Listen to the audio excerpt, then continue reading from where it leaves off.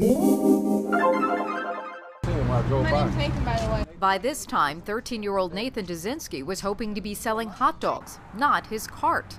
10 minutes after he set up the cart to sell hot dogs in a private parking lot of a sporting goods store, a zoning officer from the city of Holland delivered some bad news. I thought she was talking about Reliable Sports, and as soon as I heard my business name, I was like, wow, I'm getting shut down already and I haven't even started.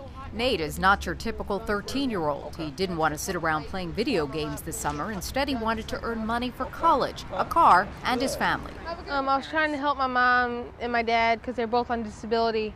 My mom has epilepsy and my dad has multiple sclerosis, so I'm just trying to bring in some money for them and the household when they're struggling.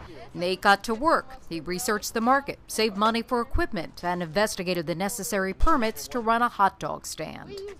We went and we talked with Anna from City Hall on the 3rd floor, and she told us that it was fine, and we wanted to make sure. We stopped in there in person about a month ago and spoke with her in person and asked her, do we need a, like business permit, license? And she said no. But there was a problem, one the city informed Nate the day he opened his business. Nate's hot dog stand was on the edge of the city's downtown commercial zone.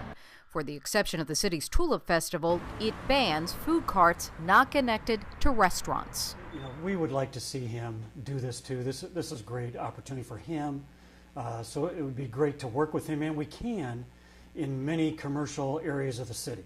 This just happens to be one where he can't. Moving is not so simple. Nate's parents like the location. It's safe across the street from City Hall. It's on private property where Nate's age may not be a factor. And it made good business sense, not just for Nate, but for the store owner. It's a service that helps Ken sell his bikes. Right. His whole idea was that Nate could set up his cart here and help him promote the rental of his bikes.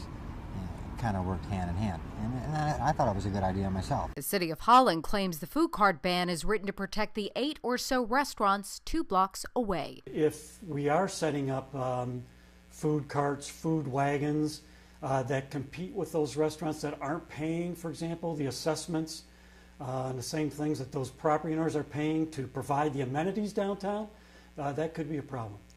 Businesses 2 blocks away pay extra tax for heated sidewalks and free parking. Reliable Sports, the owner of the parking lot, doesn't pay for those amenities and doesn't need them. But the retailer pays the same higher downtown taxes as the restaurants. It's no surprise. The history of government is of special favor pleading and lawmaker favor granting.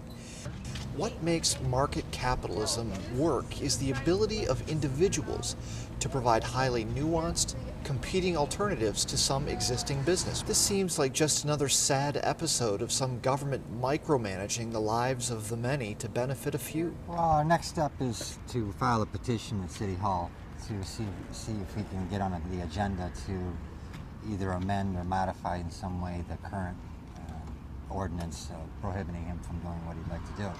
Allowing hot dog trucks could open the door for food truck vendors, which could give diners more choices and bring in more pedestrian foot traffic to downtown areas, but less revenue to cities in the form of property taxes. Have a good one. All right, man. Thank you, man. You got your own little business, huh? Yeah. That's good. In any case, Nate and his parents are sorry it got to this point. We're going to sell the cart, and we're going to use that money to go down to Lansing and try to talk to a couple people and try to change what they're doing.